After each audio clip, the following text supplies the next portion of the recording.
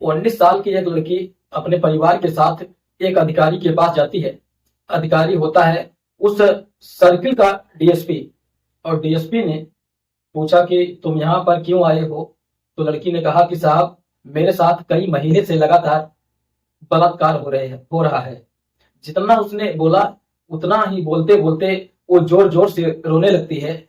जैसे ही फपक फपक के रो रही थी, डीएसपी ने कहा कि आराम से अपनी बात करो, तुम्हारे साथ जो भी हुआ है तुम्हें पूरी तरह से इंसाफ दिलाने की कोशिश की जाएगी। अब इसके बाद उस लड़की ने पूरी कहानी बताई और कहानी बताने के बाद ही उसने बता दिया कि उसके साथ बलात्कार करने वाला कोई और नहीं बल्कि इसी सरकार में एक मंत्री है, उसका रिश्तेदार भी शामिल है। और जैसे ही डीएसपी ने ये बात सुनी, डीएसपी के तेवर बदल जाते हैं। और इसी बीच में डीएसपी साहब कहते हैं कि जो परिवार के लोग हैं वो थोड़ा बाहर चले जाओ, इस लड़की से मुझे अकेले में कुछ बातचीत करनी है।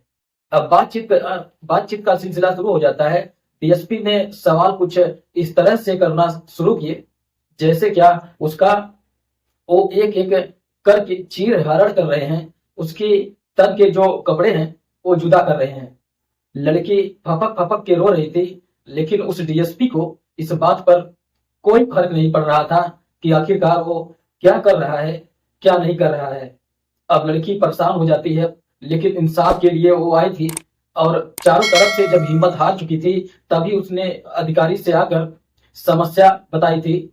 अब वो जाती है मेडिकल परीक्षण कराने के लिए। जब मेडिकल परीक्षण शुरू होता है तो मेडिकल परीक्षण करने वाले डॉक्टर को भी ये पता चल जाता है कि इसके साथ आखिरकार रेप किसने किया है और किसने बलात्कार किया है। अब डॉक्टरों की सवाल भी कुछ इस तरह के भद्दे सवाल थे जैसे क्या एक बार फिर से उसके साथ वही घटना को अंजाम दिया जा रहा है। वो रोते हुए बिलखते हुए घर तो पहुंच जाती है, लेकिन उसकी आवाज पूरी जिंदगी के लिए शांत हो जाती है, थम जाती है। और ये घटना, ये कहानी जब सोशल मीडिया के माध्यम से लोगों को पता चलता है तो लोगों को यकीन नहीं हो रहा था कि पुलिस के अधिकारी जिस बात के लिए, जिस रक्षा के लिए कसम खाते हैं, वो ऐसे कैसे हो सकते हैं। जो डॉक्टर जिन्हें भगवान का दर्जा दिया जाता है वो आखिरकार ऐसे सवाल कैसे कर सकते हैं। इस घटना ने पूरे प्रदेश के सिस्टम को हिलाकर रख दिया है। आखिरकार इस लड़की को कभी इंसाफ मिलेगा या नहीं मिलेगा, लेकिन जितने लोगों ने कहानी सुनी है वो झकझोर दिया है, उन्हें परेशान कर दिया है। नमस्ते, प्रणाम, हर हर महादेव। मैं प्रकाश पाल। आज की जो सच्ची घटना मैं आपको सुनाने जा रहा हूँ, यह सच्ची घटना है राजस्थान के प्रदेश का एक जिला है श्री गंगानगर, और इसी का ही एक सर्किल लगता है सूरतगढ़। और सूरतगढ़ सर्किल का एक थाना लगता है रजियासर। दरअसल इसका एक गांव है सावलसर। और बात कर रहा हूं 4 अप्रैल 2024 की सुबह लगभग 7 बजे के आसपास। गोपी नाम का एक लड़का होता है और गोपी नाम का लड़का अपने ही बहन को लगातार आवाज दे रहा था, आवाज लगा रहा था कि आशा आशा, लेकिन आशा की आवाज नहीं आ रही थी। उसका जो घर था, उसका जो कमरा है, वो कमरे में आराम से सोई हुई थी। दिन निकलने वाला था और ऐसा पहले कभी नहीं हुआ था कि इस आशा इतनी देर तक अपने कमरे में ही रहे और जल्दी न उठे।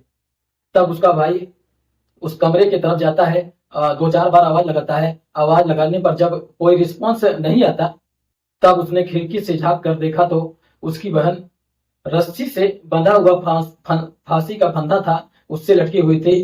अब वो मर चुकी थी। जैसे गोपी ने ये बात देखी, गोपी का रो रो कर बुरा हाल हो जाता है। और गोपी की जो चीखें थी उसको सुनने के बाद जो घर परिवार के बाकी सदस्य थे वो भी जुट जाते हैं। और देखते ही देखते पूरे गांव के लोगों का मौके पर जमघट लग जाता है। और जैसे ही मौके पर जमघट लगता है, उसके लाश को उतारा जाता है, उसकी अर्थी बनाई जाती है और अर्थी को बजाय शमशान घाट ले जाने के उसे सीधा थाने के परिसर में ले जाते हैं। और वहां पर फिर लोग हंगामा करना शुरू कर देते हैं, क्योंकि ये लड़की थाने भी आई थी, ये लड़की डीएसपी के पास गई थी और ये लड़की एसपी के पास गई थी। लोगों ने जिंदा मुर्दाबाद के नारे लगाना शुरू कर दिया और नारे लगा ही रहे थे। इसी बीच में एक वीडियो सोशल मीडिया पर बहुत तेजी के साथ वायरल होना शुरू हो जाता है। जो वीडियो सोशल मीडिया पर वायरल हो रही थी लगातार, तभी लोगों को याद आता है कि जो लड़की मर चुकी है, जिसकी अर्थी बनी हुई है, वो आखिरकार लड़की ने ये बात बोलकर मर गई। दरअसल वो लड़की 3 अप्रैल 2024 के 12 बजे के आसपास के कुछ पत्रकार थे, 3-4 पत्रकार को अपने पास बुलाती है, उनसे कहती है कि मैं तुमसे कुछ कहना चाहती हूँ, मैं तुमसे कुछ बात करना चाहती हूँ। जैसे पत्रकारों ने माइक उसके सामने लगाया और जैसे पत्रकारों ने अपने कैमरे शुरू किए, तब लड़की ने बोलना शुरू कर दिया। उस लड़की ने कहा कि ये कहानी शुरू होती है तब से जब से उसकी भाभी, यानी कि उसकी भाभी का नाम सपना होता है, उसकी भाभी 12वीं क्लास की एग्जाम दे रही थी। घर वालों ने अनुमति दे दी थी कि अगर तुम सपना पढ़ना चाहती हो तो पढ़ सकती हो, कोई ऐतराज नहीं है, कोई दिक्कत नहीं है। लेकिन इसके लिए सपना को शहर जाना पड़ रहा था और वहां से शहर जाने के लिए बस पकड़ने पड़ रहे थे। और सपना जब बस में बैठकर शहर पढ़ने के लिए जा रही थी, एग्जाम देने के लिए जा रही थी, उसी बस के अंदर गांव के ही 3 लोग जाया करते थे। और गांव के 3 लड़के वो भी पढ़ाई कर रहे थे। अब उन लड़कों में एक का नाम अशोक कुमार होता है, एक का नाम लालचंद होता है और तीसरे का नाम शिवचंद होता है। अब ये तीनों के तीनों लड़के उस शादीशुदा महिला के जो आसपास जाया करते थे, तो शुरू में ये एक दूसरे को देखा करते थे और देखते ही देखते बातचीत का सिलसिला शुरू होता है। और बातचीत का सिलसिला शुरू होता है तो एग्जाम के बारे में बातचीत करने लगते हैं कि तुम्हारा एग्जाम कैसा गया है, तुमने क्या लिखा है, क्या नहीं लिखा है। कुल मिलाकर इनकी जो नजदीकियां थी, इनकी जो बातचीत थी, वो धीरे धीरे आगे बढ़ने लगते हैं और एक दूसरे पर ये विश्वास करने लगते हैं। लेकिन इस विश्वास के अलावा और कोई बात ही नहीं थी। इन तीनों लड़कों ने उस महिला से, जो शादीशुदा महिला होती है, उससे बातचीत करते करते उसका इस तरह से विश्वास जीता, उसे अपने साथ ले जाते हैं और उसे पता नहीं था कि आज उसके साथ होने वाला क्या है। दरअसल उस शादीशुदा महिला का बलात्कार किया जाता है और जब उसका बलात्कार हो रहा था, तब उसका एक वीडियो, उसके कुछ फोटोग्राफ्स, जब वो न्यूड अवस्था में थी तो उसको उतार लेते हैं, बना लेते हैं। उससे कहा जाता है कि अगर आज जो भी कुछ हुआ है, इस बात को यही दफन कर देना, इसलिए किसी से कुछ कहने की जरूरत नहीं है। यदि तुमने किसी से कुछ कहने की जरूरत महसूस की तो समझ लेना कि तुम्हारी ये फोटो, तुम्हारी ये वीडियो सोशल मीडिया पर वायरल कर दिए जाएंगे। जुलाई 2023 में ये कहानी शुरू होती है बलात्कार की। कुछ वक्त आगे बीतता है, उसके बाद फिर से उन लड़कों को लगता है कि सपना को एक बार फिर से बुलाया जाए और सपना आ जाती है, क्योंकि उसे डर लग रहा था कि उसके फोटो, उसके वीडियो कहीं सोशल मीडिया पर वायरल हो गए तो उसकी जिंदगी तबाह हो जाएगी। उसके छोटे छोटे 2 मासूम बच्चे हैं, उनकी जिंदगी भी तबाह हो जाएगी। अब उनका लड़कों का जब मन करता था, क्योंकि उसी के गांव के रहने वाले थे, जब मन करता था तब बुला लिया करते थे और मिलने का एक स्थान होता खेत।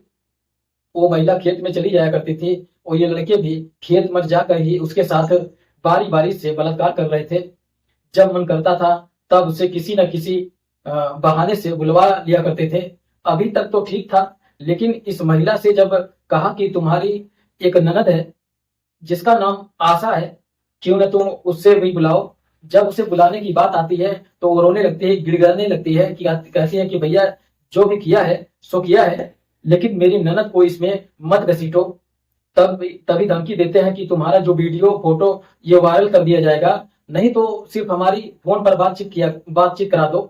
अब बात फोन पे बातचीत कराने तक थी, वो तैयार हो जाती है और फोन पर आशा से उन तीनों लड़कों से बातचीत शुरू हो जाती है। यानी कि अशोक कुमार, लालचंद, शिवचंद तीनों बारी बारी से बातचीत कर लिया करते थे। अभी बातचीत का सिलसिला शुरू हो रहा था कि उन्होंने जो पुराना इतिहास था, पुराना जो हिस्ट्री थी, वो खोल कर रख दी कि हम तुम्हारे भाभी के साथ पिछले कुछ दिनों से ऐसा कर रहे हैं, उनका वीडियो, उनका फोटो हमारे पास है। यदि तुम नहीं आई तो तुम्हारे भाभी के फोटो हम वायरल कर देंगे। यानी कि ननद को भी आने के लिए इतना मजबूर कर दिया कि वो चाह कर भी मना नहीं कर पाई। क्योंकि उसने सोचा कि मेरे दो भतीजों का सवाल है, बच्चों का सवाल है, उनकी जिंदगी बर्बाद हो जाएगी, आखिरकार करूं तो क्या करूं। अब उस ननद ने भी जाना वहां पर शुरू कर दिया। उन तीनों ने मिलकर उसका भी बलात्कार करना शुरू कर दिया। सब कुछ ऐसा चल रहा था, लेकिन एक दिन ऐसा होता है, 2023 की बात है। ये दोनों भाभी और ननद आ रही थी खेत की तरफ से, और इसी बीच में तीनों लड़के आपस में सामने टकरा जाते हैं और तीनों लड़के उन दोनों के साथ मिलकर आमने सामने बलात्कार करते हैं। जब यहाँ तक बात नहीं थमती है, तब इस महिला को ऐसा बुरा लगता है, यानी कि सपना को इतना खराब लगता है कि उसकी जिंदगी को खुद तो खराब हो ही गई थी, उसने अपने ननद की भी जिंदगी खराब कर दी है। इसलिए वो इतना परेशान हो जाती है कि सब लोग, घर के परिवार के लोग खेत पर काम करने के लिए गए थे, और इसी बीच में मौका पाते ही वो अपने शरीर में आग लगा लेती है। लगभग 80% वो झुलस जाती है, और उसके जो झुलसने की घर वालों को, परिवार वालों को पता चलता है तो रो रो कर बुरा हाल हो जाता है। उसे आनंद फानन नहीं हॉस्पिटल लेकर जाते हैं। हॉस्पिटल में उसका उपचार शुरू ही हुआ था। डॉक्टर ने उसे लगभग एक सप्ताह के बाद वापस घर भेज दिया, और जब घर वापस आती है तो तब उसने अपने जले होने की कहानी बयां की कि आखिरकार वो जली क्यों थी, आखिरकार उसके साथ हुआ क्या था। लेकिन ननद के साथ जो हुआ अत्याचार था, उसने उसकी कोई कहानी बयान नहीं की थी। अब यह खबर पूरी गांव में आग की तरह फैल जाती है। गांव के लोग इकट्ठा होते हैं और पंचायत आयोजित कर देते हैं, और कहा जाता है कि गांव की बदनामी हो जाएगी, इसलिए इस मामले को यहीं दफन कर दो, और जो इस महिला के इलाज के लिए जो भी पैसे खर्च होंगे हम कोशिश करेंगे। लेकिन ऐसे धीरे धीरे करके वक्त आगे बढ़ने लगता है, और जिन लोगों ने ये घिनौना कृत्य किया था, उनके परिवार वाले के पीछे हट जाते हैं, और इस महिला के साथ कुछ ऐसे ही होता है। 23 फरवरी 2024 को इस महिला की मौत हो जाती है। इस महिला की मौत होती है, परिवार वालों को लगता है कि शायद कोई कहानी गढ़ी गई है, इसलिए इस महिला के परिवार वालों ने उसके ससुराल वालों पर एक मुकदमा दायर कर दिया, और वो अपने इस मामले में जुट जाते हैं। लेकिन जैसे ही वक्त आगे बढ़ता है, अब ननद को जिस तरह से बुलाया जाता था, कि क्योंकि पहले भाभी की वीडियो बनाया था, फिर ननद का भी वीडियो बना दिया गया था, और ननद चाह कर भी इनकार नहीं कर पा रही थी, और लगातार ऐसे ही चल रहा था। उसका जब मन करता था उसे बुला लिया करते थे, और तीनों मिलकर उसका लगातार उसका रेप कर रहे थे। 24 मार्च 2024 को उस लड़की को इतना परेशान हो जाती है, उसने पत्र लिखा, और पत्र लिखने के बाद उसने अपनी जिंदगी को खत्म करने की कोशिश की, लेकिन घर वालों को पता चल जाता है।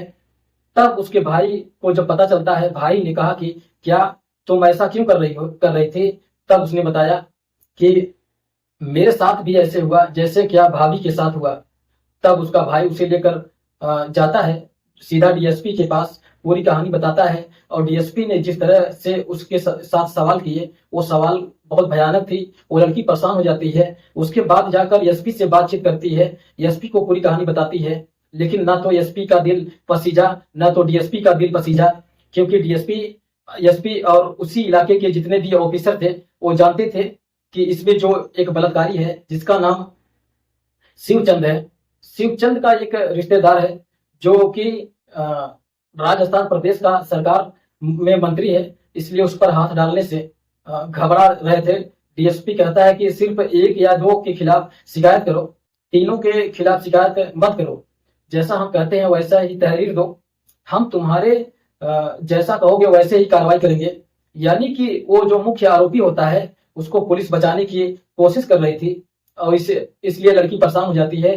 अब वो इस लड़की को बुलाया जाता है कि ठीक है तुम अपना मेडिकल परीक्षण करा लो, लेकिन मेडिकल परीक्षण कर उस दिन बुलाया जाता है जिस दिन की हॉस्पिटल की छुट्टी थी। पूरा दिन बैठकर वो लड़की हॉस्पिटल में आ जाती है, परेशान हो जाती है, रो रो कर बुरा हाल हो जाता है। और अगले दिन जब हॉस्पिटल जाती है, उसका जब नंबर आता है, तब उसे डॉक्टर भी कुछ इसी तरह के भद्दे भद्दे सवाल करते थे। वो लड़की बहुत ज्यादा टूट चुकी थी, परेशान हो चुकी थी। घर जाती है, उसने सोचा कि कुछ ऐसा किया जाए जिससे क्या बात मीडिया में आए, और जब मीडिया में आएगी तो बात हाईलाइट होगा और उसे इंसाफ मिल जाएगा। यानी कि 3 अप्रैल 2024 को उसने मीडिया वालों को अपने पास बुलाया, उनके सामने पूरी कहानी बताई और कहानी बताने के बाद वो इंतजार कर रही थी कि ये कहानी जब सोशल मीडिया पर, टीवी पर या फिर अखबारों के माध्यम से लोगों को पता चलेगा तो कार्रवाई होगी।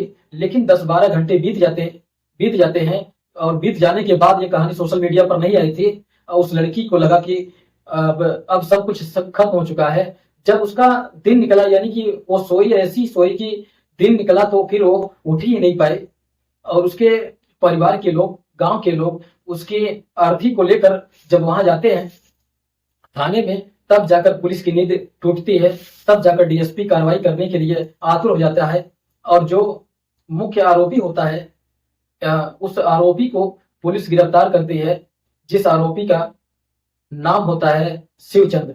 शिवचंद को भी गिरफ्तार कर लिया जाता है। जो दोनों आरोपी होते हैं अशोक कुमार और लालचंद, वो पहले ही जेल जा चुके थे।